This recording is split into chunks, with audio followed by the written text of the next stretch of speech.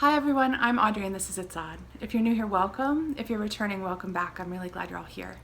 So today's video is going to be AIP jam, and it's the jam I used in the TB&J bars. Some of you had asked, where did you get AIP jam?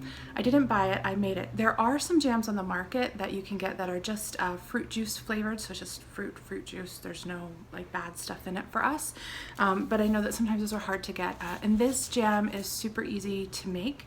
It's not my personal recipe. It actually is a reno of, well, barely a reno of Daniel Walker's Against All Grain blueberry jam recipe that she has in this book of hers.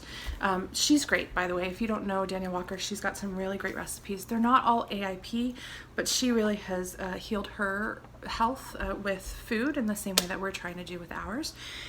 Anyway, her blueberry jam recipe is the base that I used. I just used mixed berry instead of blueberry, so I can't really call it my recipe, but it's super easy to make. You'll see in the video, but that's where I get it from.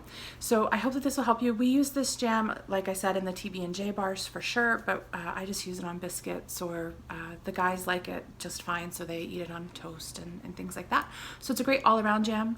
One thing I would say is you'll see in the video, there's the way that you can tell that it's done is by dipping the spoon and freezing it for 5 minutes. If it stays on the spoon after that, then you know that it's done. So the time for cooking can vary depending on how many berries you use and all of that. So these are all approximations in the video that I'm going to do today.